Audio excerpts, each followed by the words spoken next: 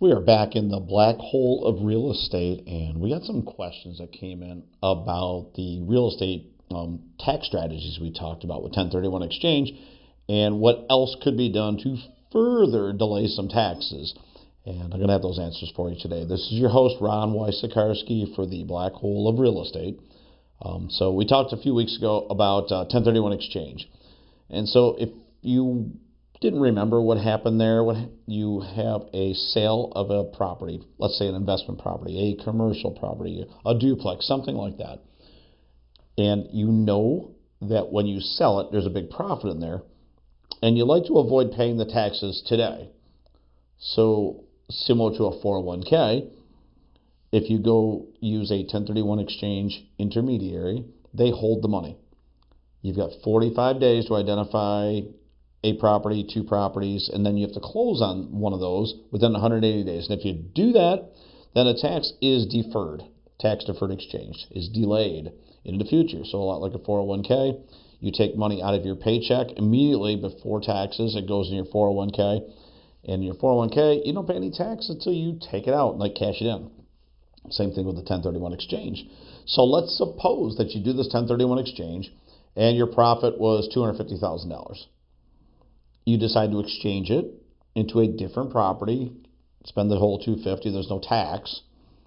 Then you're able to, somewhere down the road, have that property and sell it, and then you can have the opportunity to just cash it in that day, pay the tax, not a problem. So maybe now your profits are up to $350,000. Depending on your tax bracket at that time, if you're retired and don't have any income, it may not be so painful.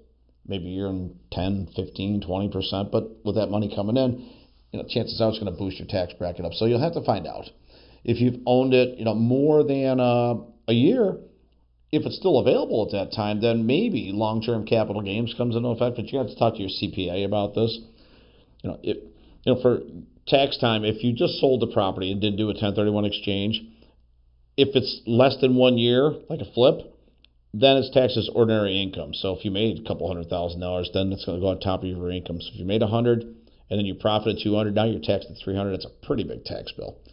Now, currently, you might find that if you sold the property, you've owned it more than a year, then it could be long-term capital gains of 15%. So even that could be a lot. $15,000 for every $100,000 of profit. You could be talking $30,000, $40,000, $50,000 in profit. So a lot of people will look at the 1031 exchange. And what they will do is they'll put it into another property. And a few years later, they can opt to just sell it, whether it's short or long-term capital gains. They can do another 1031 exchange. Or they can do what's called an installment sale. And I want you to think of it this way. Let's suppose that you've got a property free and clear. It's worth $400,000 and you have to pay tax on it.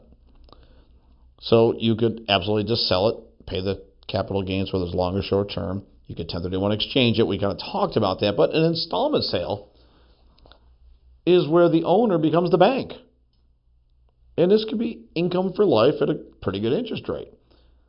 So, stay with me on this. Let's suppose that now you're going to be the bank. You're selling a $400,000 property and someone wants to buy it for $400,000. You could do an application with them. You could check credit. You could do any number of things to verify that they're going to be a good candidate to pay it back.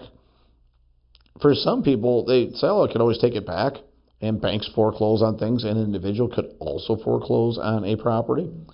But what if you decided that you were going to lend money to this person?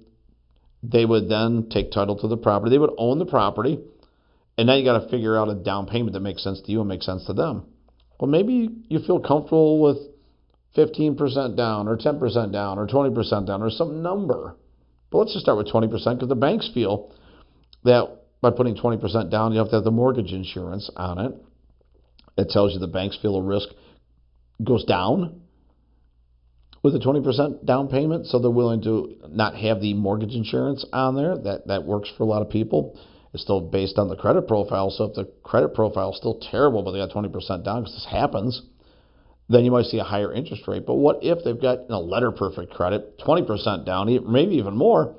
Maybe then you're doing a preferential interest rate as opposed to the current rates, which might be 6 or 7 today.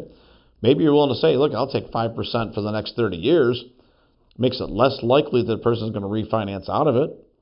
It means that you'll have $300,000, $400,000 worth of mortgage payments being made to you over the next 30 years. It's a pretty good return on investment, and it's backed by the collateral, which is the property. So it's a pretty good bet that the people are going to pay for it. You've got income for life coming in every month until it sells or until it's paid off. So what's the catch? Well, there's really no catch except for now, let's just suppose that you're collecting mortgage payments that equal about $20,000 a year, maybe $25,000 a year. That's your taxable income from that particular installment sale that year. And what it's going to do is spread your taxes over the next 30 years, so you take it in pieces and chunks. But because you're getting interest against it, it may negate what you're paying in taxes because of the interest. And it's a big help, to most sellers, if they feel good enough to trust that the buyer will pay them back, or the collateral is sufficient that even if the property has to be sold or foreclosed on, there's still going to be something left over, maybe in a good way, in order to do this type of transaction. I got to think if somebody's putting $50,000 or $100,000 down on a property, they're pretty serious. They're probably going to pay it. They will pay you interest for as long as they continue to make mortgage payments. If they sell it, well, then you have a consequence. You've got some money coming back to you, whether you want it or not. You'll have to, again, talk to your 1031 exchange intermediary, talk to your CPA, your financial advisor, or what's the best strategy for you, and build it around what's comfortable for you and good for you financially. So now it gets really interesting. You don't want to pay tax, so you do a 1031 exchange. And you do another and another. Now you want to start receiving income for life, just like a retirement income. And think about that. If you had several properties that you did installment sales on, could you get multiple streams of revenue? Of course you could.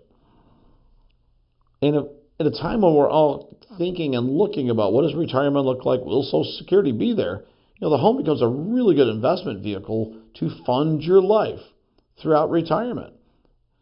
And if you can start to cash that in, a lot like an instant annuity, you're just getting payments for life.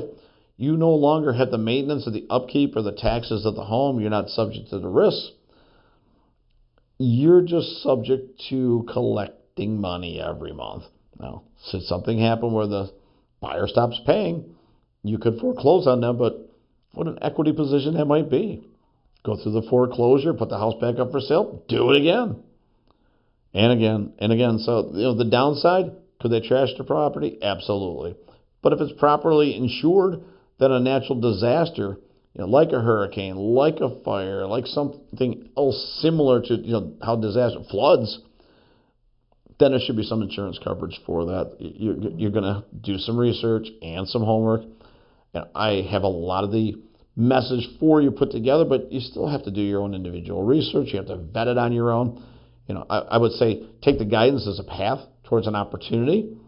But if you ever become uncomfortable or not properly protected, for some people, is after they weigh the options, you know what, I'll just pay the tax, get my money out right now, reinvest in something else, and I don't have to deal with it down the road. It's a perfectly okay answer. And for many people, it's the exact right thing to do. So there you have it. You have a home sale, avoiding the tax by using a 1031 exchange, a tax-deferred like-kind exchange. You'll hear those terms as well. They could subsequently do another one when it's time to sell and another. But at some point when you want to receive the money back, as opposed to taking it all in one lump sum, you can take it over time.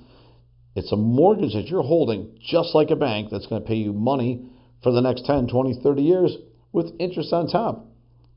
So that's a strategy that a lot of people seem to like. We're doing a lot more of them this year. I think it's because of the way the market is as well as the interest rates. So something to think about. If you're risk averse, just sell it, take the money, and run. All right, that's one way. Another way to avoid some taxes, or at least defer them into the future while you continue to grow the nest egg through real estate. This is your host, Ron Wojciechowski, for the Black Hole of Real Estate.